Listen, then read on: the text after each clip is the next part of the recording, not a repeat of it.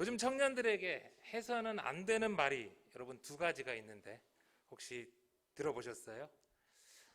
명절 같은 때 만나면 이제 절대 해서는 안 되는 두 가지 말이, 하나는 언제 결혼할 거니? 라는 말과 또 너 언제 취업할 거니? 이 두 가지 말은 청년들한테 절대 해서는 안 되는 말입니다. 가끔 결혼하지 않는 청년들을 이해하지 못해서 이런 질문을 하는 경우가 있는데요. 우리 청년들이 결혼하기 싫어서 혼자서 삶을 이렇게 살아가고 싶어서 그러는 걸까요? 그렇지 않습니다. 여러분, 20살에서 29살 정도까지 그 청년들 가운데 결혼한 비율이 얼마나 될까요? 통계청이, 제 이야기가 아니라 통계청이 2020년 인구주택 총조사를 발표했는데, 거기에 따르면요, 여성은 90%, 남성은 무려 95%, 95%가 결혼을 안 했어요. 95%의 남성, 20대 남성이 결혼을 안 했다면 이건 하기 싫어서 안 한 게 아니라 못했다고 생각을 해야겠죠. 제가 그래프 하나를 좀 더 보여드릴게요. 이 그래프는 30대의 미혼 인구 추세입니다. 1990년대는 여러분 한번 제일 왼쪽 아래에 보면 90년대에는 남녀 모두 90% 이상이 결혼했어요. 그러니까 여러분들이 1990년대에 30대여셨다면 그때는 결혼을 다 한 게 자연스러웠어요. 그럼 지금은 어떻습니까?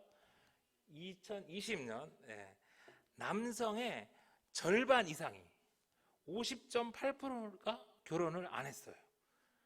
평균적으로 30대도 42%가 결혼을 안 했어요. 20대보다는 조금 많이 했지만 여전히 30대도 상당수가 결혼을 못 했어요. 물론 이 중에는 싱글 라이프가 좋아서 결혼을 안 한 청년들도 있겠지만 상당수는 결혼도 하고 가정도 갖고 싶지 않겠어요? 그런데 이런 비율이 나오는 거는 그만큼 결혼하기가 어려운 시대라는 거죠. 왜요? 결혼하려면, 가정을 가지려면 안정적인 직장이 필요하고 또 같이 살아야 할 집이 있어야 되잖아요. 그런데 요즘 좋은 직장은 구하기가 너무 힘들고, 또 직장을 가졌다고 해도 이제 같이 살아야 되는데 집값은 하늘 높은 줄 모르고 올라버려서 청년들이 집을 살 엄두가 안 나는 거죠. 그러니 결혼을 안 하는 게 아니라 하기 너무 어려운 세상이 되어버렸습니다. 그렇게 힘들게 청년들이 용기를 갖고 결혼을 해도 결혼해서 아이를 키우는 게 너무 돈이 많이 들어가다 보니까 결혼한 신혼부부들이 아이를 낳는 것을 정말 망설이고 있어요. 많은 교회에서 아기 울음소리가 사라진 지 오래입니다. 이미 우리 한국에 있는 교회의 절반 이상에서 교회 학교 자체가 없어요. 여러분, 이미 결혼하셨나요? 그리고 용감하게 아이까지 낳아서 기르고 계시나요? 그렇다면 여러분은 하나님께 어마어마한 축복을 이미 받은 겁니다. 여러분 그걸 꼭 감사할 수 있었으면 좋겠어요.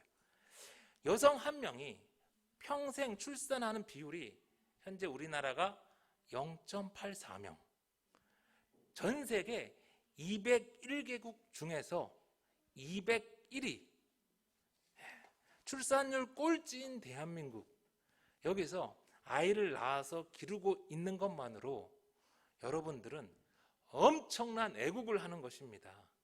육아로 힘든 우리 신혼부부들, 애국한다는 자부심을 갖고 열심히 살아가길 응원합니다. 오늘 과학과 기술이 이렇게 발달하고 먹는 것이 풍요로움에도 불구하고 남녀가 만나서 가정을 이루고 그 가정을 통해서 한 생명이 태어난다는 것은 너무너무 힘들어요. 하물며 2000년 전 예수님이 이 땅에 오실 때는 얼마나 더 힘들었을까요? 예수님의 족보에 대해서 마태가 이제 길게 이야기를 했잖아요. 그 다음으로 마태는 예수님이 이 땅에 어떻게 나셨는지에 대해서 알려줍니다. 그런데 이제 마태가요 18절부터 예수님이 나신 것에 대해서 설명을 해주는데, 우리가 그것을 이해하기 위해서 먼저 16절에, 지난주 보았던 16절에 주목해서 다시 한번 봐야 될 부분이 있어서 한번 들어볼게요. 16절입니다. 야곱은 마리아의 남편 요셉을 낳았으니 마리아에게서 그리스도라 칭하는 예수가 나시니라. 아브라함이 이삭을 낳고 이삭은 야곱을 낳았어요. 유대인들, 그들에게 족보라는 것은 남자가 남자를 낳은 것으로 그렇게 이어집니다. 그렇게까지 쭉 이어져 왔는데, 지난주에 좀 말씀드렸지만 다말, 라합, 룻, 우리아의 아내, 이런 특별한 경우에는 남자가 그냥 남자를 낳지 않고 그 여자들에게서 남자를 낳았다라고 말씀드렸어요. 물론 그때도 여자가 남자를 낳은 것이 아니라 남자가 여자에게서 남자를 낳았다. 그렇게 남자가 결론적으로 남자를 낳는 것으로 족보는 이어집니다. 그런데 오늘 16절에 예수님의 족보의 마지막에 와서는 정작 예수님의 때가 되자 갑자기 확 변해버립니다. 기존의 방식대로라면 야곱은 요셉을 낳고 요셉이 예수님을 낳았다, 그렇게 해야 되는데 그렇게 하지 않아요. 요셉이 예수님을 마리아에게서 낳았다라고도 하지 않습니다. 야곱은 요셉을 낳았는데 요셉과 예수님의 관계가 갑자기 여기 와서 딱 끊어져 버립니다. 예수님은 요셉이 낳은 게 아니라 마리아에게서 나셨대요. 물론 이건 우리가 다 알다시피 예수님이 아버지인 요셉의 씨를 통해서 온 것이 아니라 성령으로 잉태되어서 동정녀 마리아의 몸에서 난 것을 말하는 거죠. 그럼 예수님이 요셉과 상관없이 성령으로 잉태되어서 마리아를 통해 세상에 오셨다면 엄밀하게 말해서 예수님과 요셉은 상관이 없잖아요. 이때까지 이야기한 요셉의 족보는 요셉의 족보지 예수님의 족보가 아니잖아요. 그런데 오늘 마태는요, 요셉의 족보를 예수님의 족보로 이야기를 했어요. 왜요? 비록 요셉이 예수님에게 씨를 물려주진 않았지만 우리말에 낳은 정보다 기른 정이 더 크다고 그러잖아요. 그런 말처럼 무언가 요셉은 예수님의 아버지로, 그가 예수님의 족보에 아버지로 이름이 들어갈 만큼 충분한 기여를 했다는 거죠. 그 이야기를 이제 18절 2절 이하부터 하는 거예요. 18절 한번 다시 한번 볼게요. 예수 그리스도의 나심은 이러하니라. 그의 어머니 마리아가 요셉과 약혼하고 동거하기 전에 성령으로 잉태된 것이 나타났더니. 예수님 태어날 당시 유대의 이 결혼 풍습은 이랬습니다. 먼저 신랑이 양가의 동의하에 신부의 집을 찾아가서 결혼 계약을 합니다. 이를 정혼, 약혼이라고 하는데요. 당시 소녀들이 한 12살, 13살 정도 되었을 때 많이들 이루어졌어요. 오늘날 우리 약혼식 뭐 하는 그런 개념이죠. 이제 신부의 집에서 이렇게 신랑이 계약을 마치면요, 신랑과 신부가 그 증표로 포도즙을 함께 나눠 마십니다. 그러면 그 계약에 법적 효력이 생기는 거예요. 이 둘은 법적인 부부가 된 거예요. 혼인신고를 한 거죠. 그런데 신랑이 법적인 신부의 남편이 되었지만 둘은 아직 부부관계는 할 수 없어요. 그러면 결혼한 신랑이 언제 신부와 육체적인 부부관계를 할 수 있나? 신랑은 자신의 의무를 다해야 신부를 자신의 집으로, 신랑의 집으로 데려올 수 있고 데려와서 결혼식을 해야 비로소 가능한 거예요. 신랑이 해야 할 주된 의무는 바로 신부가 같이 와서 살 집을 준비하는 거였어요.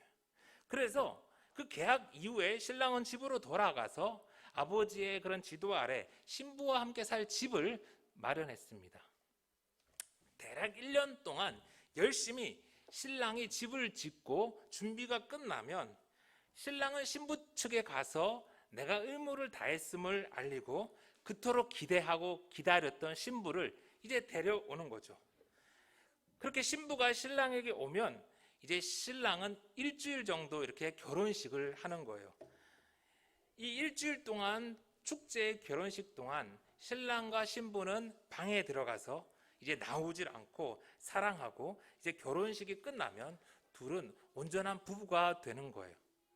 그렇게 1년 동안 신랑은 신부와 함께 살 집을 준비하고 그 1년 동안 신부는 신부로서의 준비를 하면서 무엇보다 자신이 육체적으로 순결했음을 신랑과 동네 사람들 앞에 증명을 하는 것이 그 당시의 문화였어요.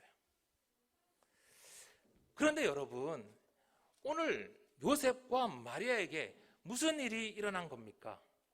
마리아가 요셉과 약혼만 했지 아직 육체적인 관계를 갖지 않았는데 1년을 순결하게 있어야 할 그 시간에 마리아가 혼자 덜컥 임신해버린 거예요. 오늘 우리야 마리아가 성령으로 잉태했음을 믿고 또 알고 있지만 당시 고생하면서 집을 짓던 요셉이 이 사실을 알게 되었을 때 얼마나 황당했을까요? 여러분이 이런 일을 겪는다면, 우리의 자녀에게 이런 일이 일어난다면 우리는 어떻게 반응하겠어요? 그런데 여러분, 오늘 요셉이 어떻게 반응했는지를 한번 보세요. 19절입니다. 그의 남편 요셉은 의로운 사람이라 그를 드러내지 아니하고 가만히 끊고자 하여. 요셉이 의로운 사람이라서 이를 드러내지 않고 가만히 끊고자 했대요. 약혼한 여성이 중간에 임신하면 이 법적인 남편은 신랑으로서 두 가지 선택을 할 수가 있었어요.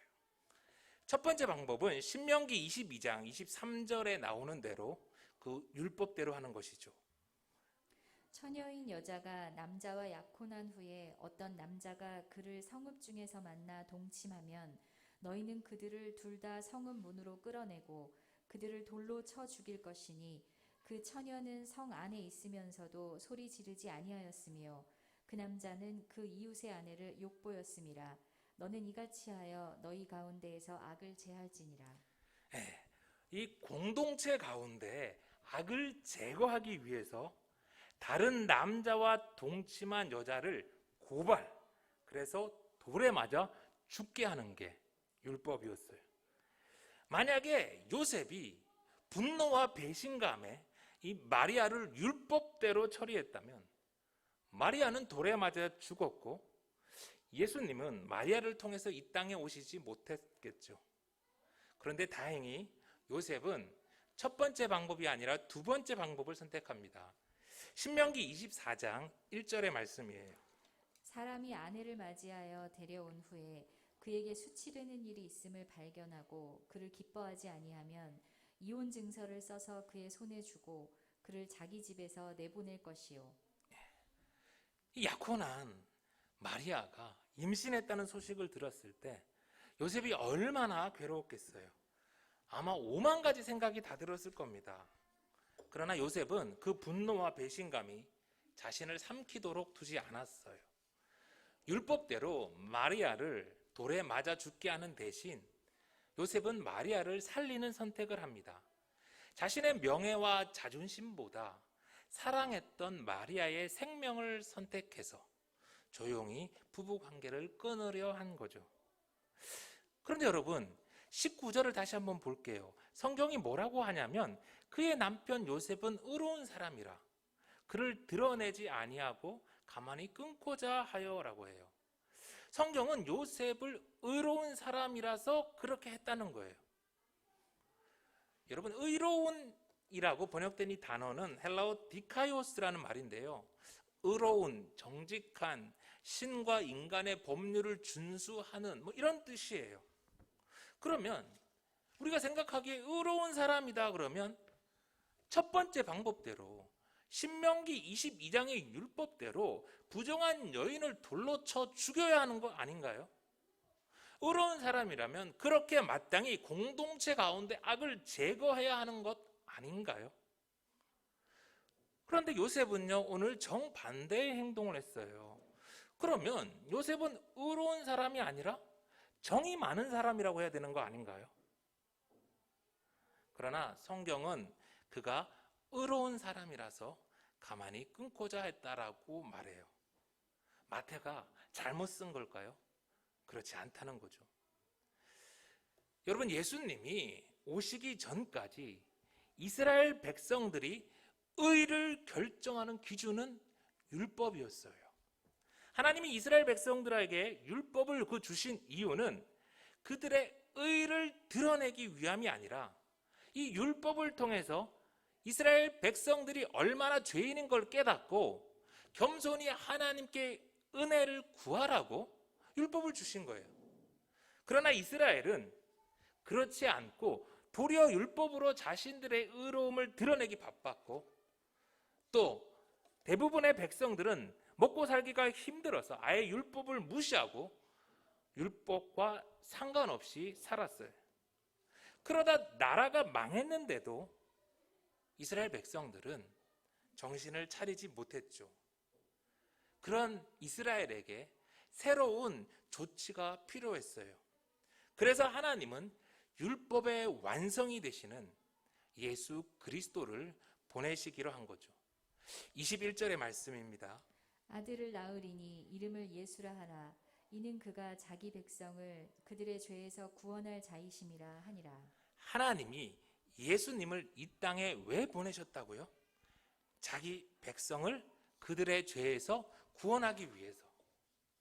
구약의 율법으로 심판하면요, 이스라엘은 다 죽어야 했어요. 우리도 마찬가지란 겁니다. 그래서 하나님은 이 율법, 이 의의 기준을 새롭게 해서 이스라엘을 죄로부터 구원하시기 위해 예수님을 이 땅에 보내신 거예요. 그래서 하나님은 율법으로는 마땅히 죽어야 하는 마리아의 죄를 용서해주는 요셉, 그 요셉의 사랑을 통해 예수님을 이 땅에 보내시는 거죠. 전에는 율법에 따라서 돌을 들어 치는 것이 의였는데, 이제 예수님이 이 땅에 오신 이후로는 의라는 게 새롭게 정의되는 거예요. 그래서 성경은 소중한 자신의 명예, 자존심 이런 것들을 다 희생해서 마리아를 살린 이 요셉을 의로운 사람이라고 말하는 거죠. 예수님의 오심으로 이 땅의 의가 완전히 새롭게 정의된 거예요. 가늠하다 현장에서 잡혀온 여인을 향해서 수많은 사람들이 돌을 들었습니다. 여전히 율법 아래에 사는 많은 사람들은 돌을 드는 선택을 하고 있죠. 그러나 성경은 이제 예수님 때문에 우리도 요셉과 같이 다른 선택을 할 수 있다고 말하는 거예요. 그 선택은 자신의 명예와 재산을 희생해야 하기에 아무나 할 수 있는 선택은 아니에요. 그러나 요셉은 예수님처럼 마리아를 살리는 선택을 했고, 성경은 그를 새롭게 의로운 사람이라고, 예수님의 족보에 합당한 사람이라고 말하고 있어요. 성도 여러분, 앞으로 부부싸움을 하다가 화를 못 참을 때 한 번만 요셉을 떠올려 보세요. 요셉은 이런 경우도 가만히 끊고자 했는데, 내가 지금 이렇게 화를 내는 게 과연 합당한가? 이런 나의 모습을 하나님이 보시고 과연 의롭다고 말씀하실까? 한 번만 생각해 주세요. 베드로전서 4장 8절, 무엇보다도 뜨겁게 사랑할지니 사랑은 허다한 죄를 덮느니라. 하나님이 이 땅에서 작은 천국을 누리라고 주신 배우자에게, 자녀들에게, 그리고 이웃들에게 오늘 요셉과 같이 의로운 사람이 되기를 간절히 소망합니다.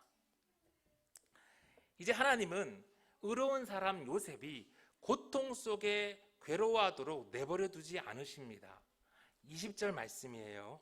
이 일을 생각할 때에 주의 사자가 현몽하여 이르되 다윗의 자손 요셉아 내 아내 마리아 데려오기를 무서워하지 말라. 그에게 잉태된 자는 성령으로 된 것이라. 여러분, 요셉이 얼마나 근심되고 무섭고 힘들었겠어요. 그 밤 혼자 끙끙 앓는 요셉에게 하나님은 천사를 보내서 마리아에 대한 오해를 풀어주시고 하나님의 계획을 전하셨어요. 그 말씀을 들으니 요셉은 모든 게 해결되어 가죠. 성도 여러분, 부부 간에는요, 잘 듣기만 해도 많은 오해가 풀리고 해결됩니다. 보통 남편들은 이 듣기보다 가장으로 책임감을 갖고 해결부터 하려고 합니다. 아내들은 좀 공감해 주기를 바라면서 이렇게 이야기를 하는데 남편들은 이 문제를 해결해서 내 존재를 증명하려 하죠. 뭐 안 그런 분도 많지만 제가 그래요, 제가. 어렵지만 듣기만 해도 많은 문제는 해결돼요. 듣는 게 가장 큰 능력이며 사랑입니다. 우리 아내들은요, 남편들이 원래 잘 못 듣는 존재라는 걸 인정해 주세요. 그리고 남편들이 들을 수 있도록 지혜롭게 말해 주세요. 자, 아멘. 네. 여러분, 부부 간에도 그런데 하물며 하나님과의 관계는 듣는 게 너무너무 중요합니다. 요셉의 모든 분노와 염려는 마리아의 임신이 성령으로 말미암은 것이란 하나님의 말씀을 듣자 다 해결됩니다. 계속해서 22절의 말씀 보세요. 이 모든 일이 된 것은 주께서 선지자로 하신 말씀을 이루려 하심이니 이르시되. 요셉은 지금 자기에게 일어난 이 일이, 그리고 이해하지 못하지만 또 앞으로 일어날 이런 일들이 다 하나님이 말씀하신 그것을 이루기 위해서 나에게 일어날 거란 것을 듣게 돼요. 여러분, 들으니까 알게 돼요. 알게 되니까 이해가 되고, 이해가 되니까 수용이 되는 거예요. 여러분, 우리도 그렇습니다. 오늘의 삶, 고난이 힘들고 괴롭지만 나를 향한 하나님의 뜻을 알게 되면, 하나님의 계획을 알게 되면 우리의 삶이 달라져요. 그러니 나를 향한 하나님의 뜻을 알도록 우리 하나님의 말씀을 잘 들으셔야 합니다. 우리 삶의 대부분의 문제는 하나님의 말씀을 듣는 것만으로도 해결이 된다니까요. 하나님의 말씀을 잘 들은 요셉은 그 다음 무슨 행동을 하나요? 24절입니다. 요셉이 잠에서 깨어 일어나 주의 사자의 분부대로 행하여 그의 아내를 데려왔으나. 하나님의 계획을 들은 요셉은 즉각 순종합니다. 하나님이 요셉에게 마리아를 데려오라 했는데 요셉이 무섭다고, 자존심 상한다고 고집 부리면서 막 안 데려오면 어떻게 될 뻔했겠어요? 여러분, 생각만 해도 끔찍하지 않아요? 예수님이 막 안 오셨으면? 그러나 오늘 요셉은요, 하나님의 말씀에 즉각 순종하죠. 여러분, 지금이야 쉽게 우리가 순종했겠다 싶지만 요셉이 얼마나 당황스럽고 힘들었겠어요. 성령으로 잉태했다니 어디 상상이나 할 수 있겠어요? 그럼에도 요셉은 동침하지도 않은 여인을 데려와서 자신의 아내 삼고 또 자기 씨도 아닌 그 아이를 알면서도 아버지가 되라는 하나님의 말씀에 순종합니다. 하나님의 말씀에 순종한 요셉을 통해서 예수 그리스도가 이 땅에 나셨고 하나님 나라가 임했습니다.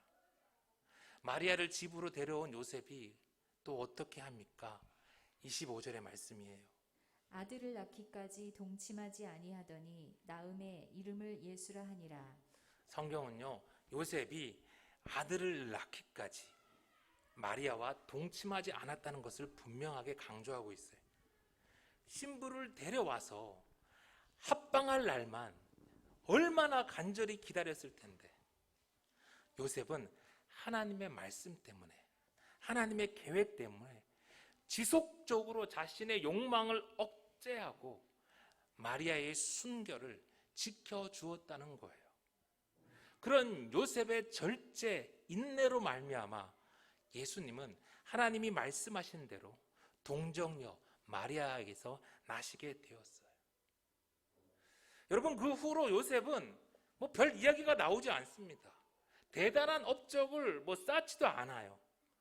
아마 마리아와 예수님을 위해서 보통의 아버지들처럼 하루하루 힘겹게 노동하며 살다가 그것도 얼마 못하고 일찍 세상을 떠난 것 같아요.